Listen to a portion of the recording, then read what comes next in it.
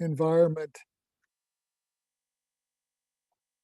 That makes UCLA a special place, and we appreciate those that have joined today and those that will see this in a recorded fashion, and your commitment to student involvement in the critical role student leadership plays for us here at UCLA. Let's start with a couple of trivia type questions. Let me ask for the slides to move forward. And thinking about conduct and what you might think of conduct, and maybe you can use the chat box when you respond to these questions, and feel free to use the Q&A as there are more substantive questions as the presentations go on. But in the last academic year, what would be your guess on the number of conduct cases adjudicated in our Office of Student Conduct? Feel free to post an answer in the chat box.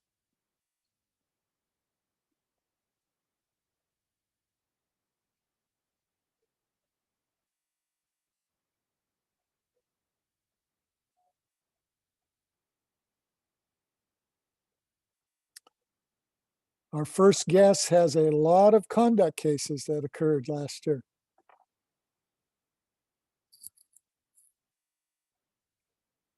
Well, the correct response is 762. So we wanted to kind of use that to provide a little context. Let's move on to our next.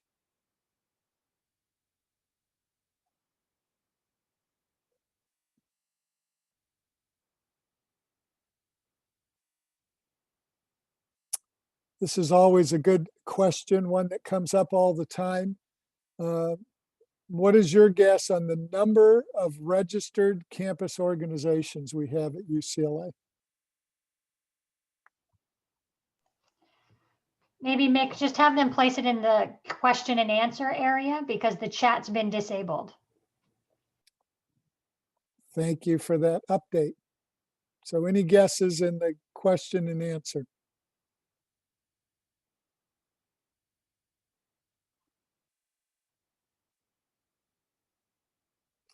Well, the correct answer is approximately 1,400.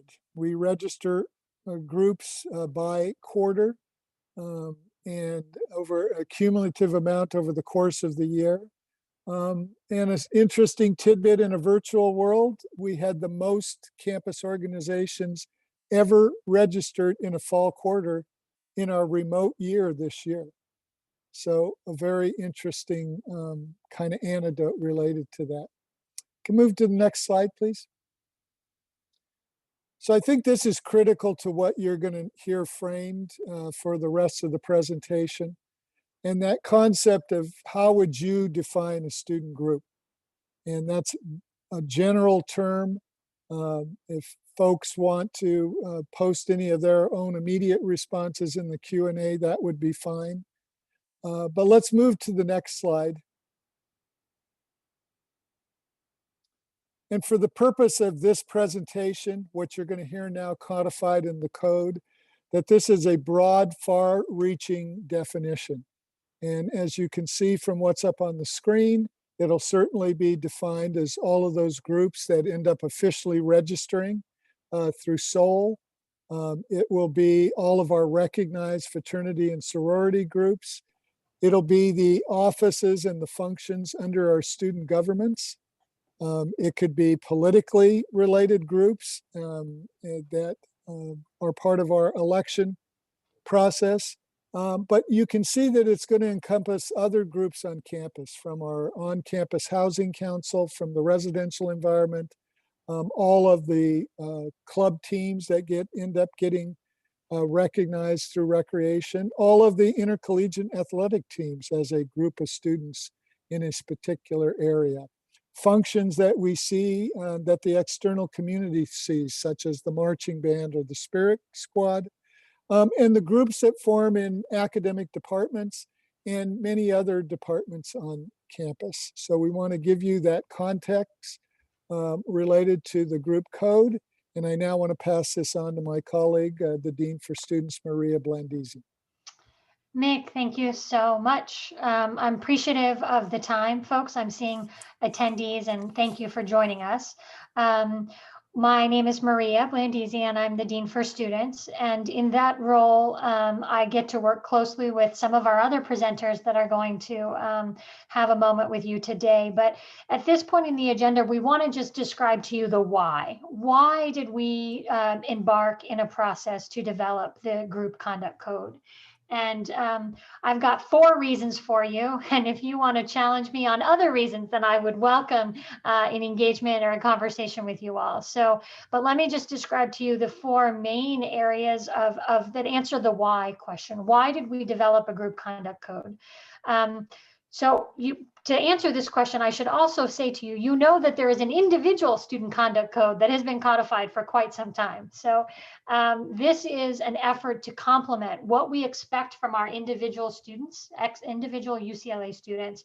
We are now expanding this to be clear about our expectations regarding groups of students in their academic and co-curricular involvements. And so the individual student conduct has been in existence for decades. And if you haven't interacted with it in the 762 times in the 2019-2020 year, you're not missing out. We would prefer not to engage with you in this way, although we welcome the opportunity to discuss and describe the code and our expectations. So you should just know that the individual student conduct code is been in existence for quite some time.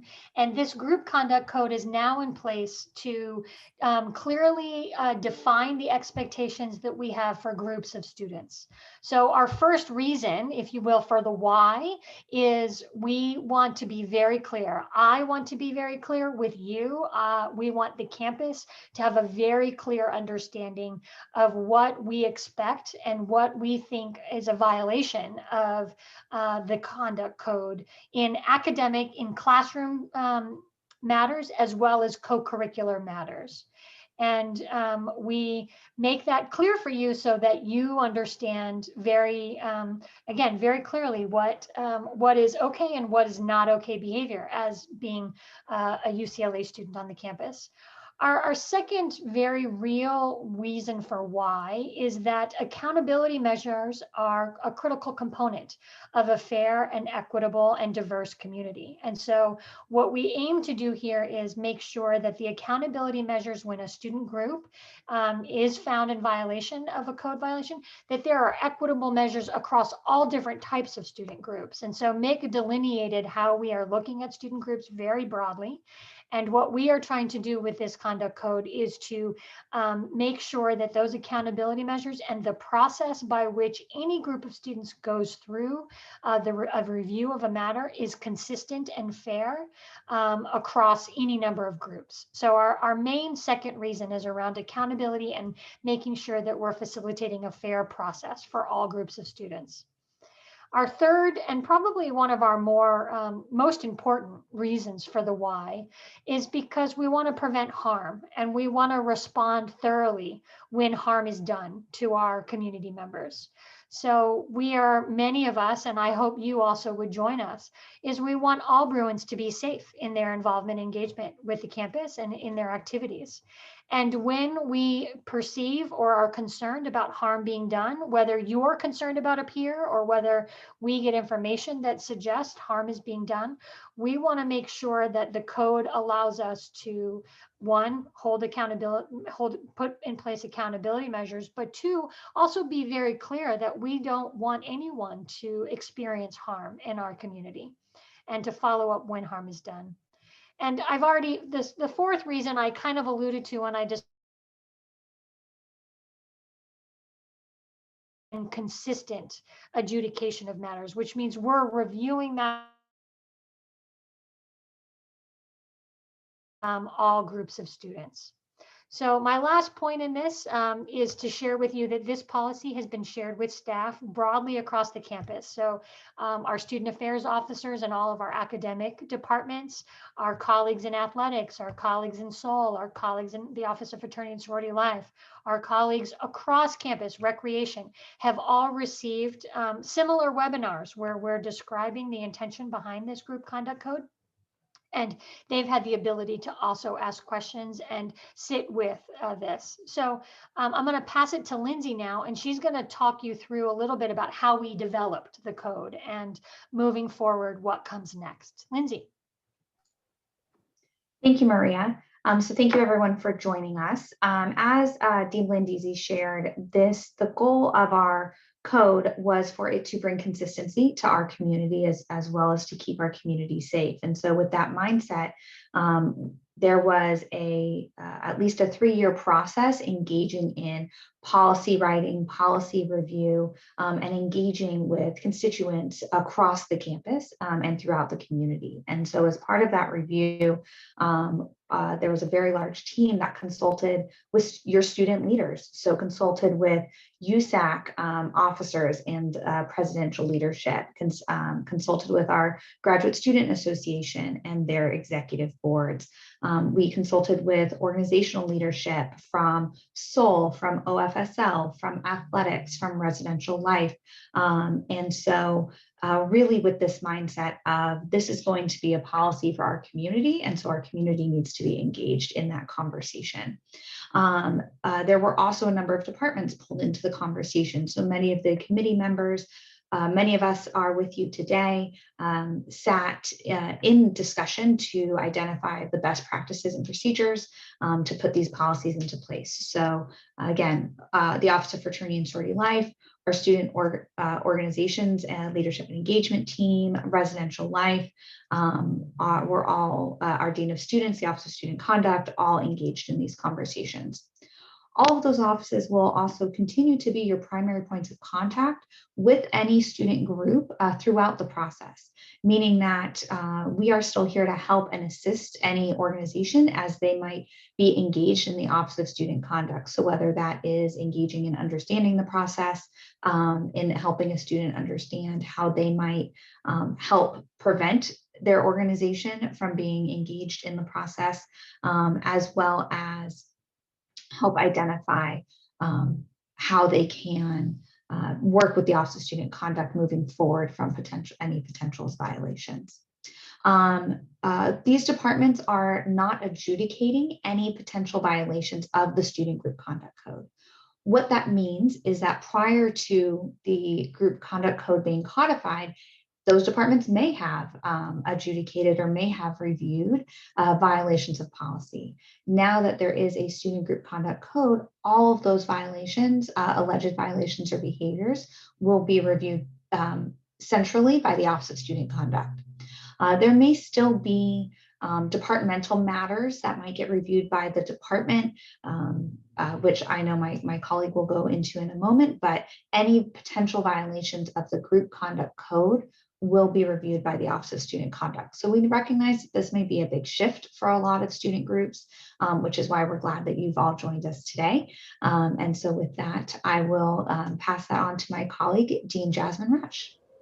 Thank you, Lindsay. Hello, everyone. My name is Jasmine Rush. I'm Associate Dean of Students and Director of the Office of Student Conduct. And so, just as Lindsay shared, we will now be adjudicating all allegations of student and student group misconduct. And so what that means is we've set up several ways that concerns can be reported to us. Certainly you can do that through our portal. You can email us directly. When we are fully open and active on campus, certainly folks can come to the office. And so as you think about that, Lindsay also alluded to the different types of behaviors that the Student Group Conduct Code lists. And so there are 33 different things that we say we don't want our student groups to engage in.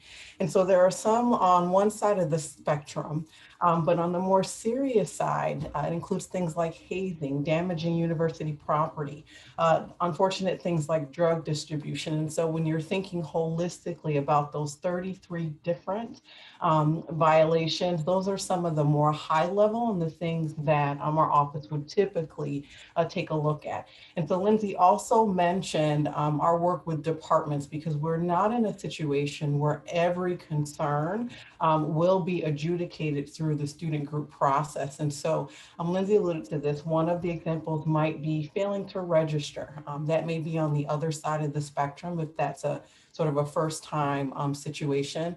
I think what is key when you think about the student group process is that it is really a partnership between our student groups, our departments, and the Office of Student Conduct. I am going to pass this on to my colleagues, Emily and Michael, to tell you a little bit more about the actual group process. But I think at the end of the day, the most important thing is we were really trying to find consistency to make sure that our student groups definitely had the fairness, had the due process, a lot of the same things that you would see in an individual case, conduct case. I'm gonna go ahead, I'm gonna pass it to Emily and to Michael. Awesome. Thank you so much, Jasmine. Hi, everyone. My name is Michael. I use he, him, his pronouns, and I am an advisor in Seoul and also one of the hearing coordinators and advisors for the group conduct board. I'll let Emily introduce herself before we kind of give you an overview of that. Hi, everybody. Emily Oswald, she, her, an assistant director in the Office of Fraternity and Sorority Life and serving in the same role as Michael as a part of the hearing coordinator team for the group conduct board. Awesome. So yeah, we're here to support the group conduct board. So basically the board is made up of one rep from USAC and one rep from GSA, and then the other total of 8 seats, and the other 6 seats are application based. So we received quite a bit of interest in those seats, and we still have an opportunity for you to participate should you be interested. And I can drop the link in the chat. But kind of as Jasmine mentioned, should a case make it our way, that's where the group conduct board comes into play. And so Emily and I are here to support the group by providing trainings and also to support the hearing process and to support the group itself. So we're really excited to be involved in that process. And I'll let Emily kind of explain a bit of the student perspective and also more an in-depth perspective about the role of the board as well. Yeah, so the group conduct board is something that won't necessarily be present or involved in every single organizational case and group case that comes in review under the student group conduct board, but that student groups, depending on how a process goes, might end up in front of that group conduct board. And that group of update students, like Michael mentioned, is really there to review the information that's been collected and submitted by the organization and the Office of Student Conduct and the student group code of conduct, and say, okay, based on the information received and what we're reading in the code, is there a violation present? Was one of our code violations present here? And then where do we go from here then? And so that is the role of that student body or that body of people. And they're really there to represent the student understanding and student development around the student group conduct code to make those interpretations based on the student experience and based on the code, and present that to the dean to make a final determination. And if that violation was found to exist, what sanctions might look like at the dean level. So that's really the role of that being a student representative body. Like Michael mentioned, we're still seeking some of the board seats to be filled. So I put the link in the chat. We review those on a weekly basis, and not every seat is still available. So it's 1 or 2 seats left for us to select and seat. So if you know someone who is interested or just wants to talk further about what those positions look like, me and Michael would be your points of contact, and we'd be happy to talk to you about what that looks like. The most common question we get is, what is the time commitment? And so in the code, it's required that the board meet a few times a quarter. Likely one time a quarter will be for training, and then the rest of the options will be for as needed for cases. And so at least once a quarter, we'll have an hour or 2 of the board's time. But like I mentioned, feel free to reach out if you have any additional questions.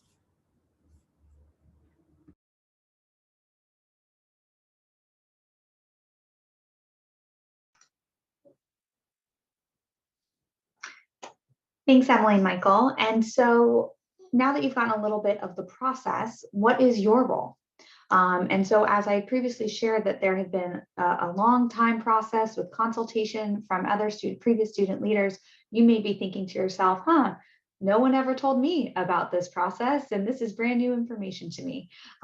So what we're going to be asking of you is that your successors not ask the same question, right? So that we ask you to take this information and bring it back to your leadership team, bring it back to your members, and engage in a conversation around what it means to have group behavior, what it means to represent your organization, because now it might be a little bit of a different conversation that you've had previously, where the behavior of the group might impact have larger implications from a group conduct lens. As you go into election cycles, a lot of you may be already starting that process, or it might come quicker than you realize come spring quarter, that this is a part of your transition documents, that you are reviewing this with your successors to say, hey, there's a process here you need to be aware of. Again, as I think Maria shared in the beginning, sometimes we hope we never have to have these conversations, but we want you to know that it's there, so that way you know how to, and your members know how to hopefully not find their way into the Office of Student Conduct for this reason. We'd love to talk to you about other reasons and other areas. And I know my colleagues in the Office of Student Conduct, even when we do need to have this conversation, right, it's from a really great educational lens, but we also want to be able to share this information out in a preventative way. Emily and Michael both mentioned that there may be a role for you in this process, right? So if you're joining us today or listening in because you are a signatory of your group, you are the responsible party for your organization, you may be contacted if there's a report received. And so that's where we're going to ask you as the representative of your organization to come in and meet either with the Office of Student Conduct or with the Student Group Conduct Board, depending on where you go in the process. And so as a signatory, that's a really important role for you to be able to understand what all those rules and policies are, and also make sure that your organization understands those as well. And so if there's any questions that you may have, again, about how you might be involved, or if you want any of us to come talk to your organization as well, know that I know I speak for my colleagues that are joining us today. We are happy to spend that time. We know that this is a large new process potentially for you and your organization. And so if that means that you'd like us to come talk to your executive board or to your leadership team or to your entire organization, I know we're happy to spend that time with you and with your peers to be able to help answer any questions that you may have. And so with that, I think we are opening it up to any questions that you may have, and I'll pass it off to my peers. Yeah, let me thank all the colleagues for the framing. We hope this information and overview is helpful. If you have any questions, feel free to post those. As we've done these sessions, we always want to make the point, a lot of people think we're doing this in response to something, and hopefully you've heard defined today the thoughtful work over a couple of years. We do fully understand this rolled out in 2021 in the middle of a pandemic. And we fully acknowledge that many of the things that are coming into the university through the channels described are related to groups that might be in violation of public health orders. So we just want to make it clear this is not issued in response to that, but this does now apply based on this group conduct as we get those various reports.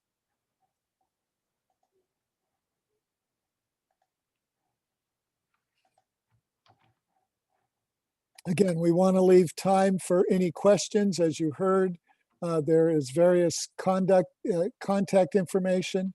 If you have specific questions, you might be affiliated with a group that already has a relationship with a specific office on campus. So feel free to ask questions of that particular area. We work collectively as a group on campus. This is with you, for you, and your student leadership role on campus. So we greatly appreciate the time. Let's see, we do have a question posed here. So as a student rep, how can I find out the ways our organization is affected by these changes and then relay them to my peers? Thank you for posing that question, James.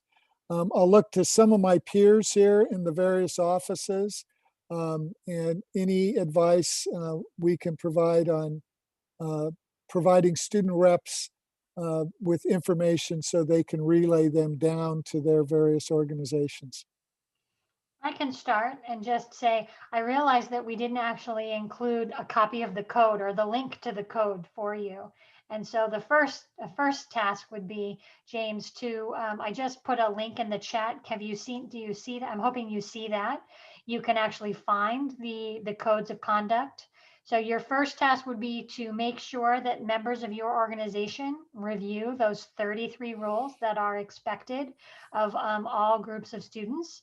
And while you're at it, if you haven't figured out the individual code, you could also review at that same link, the individual code of conduct.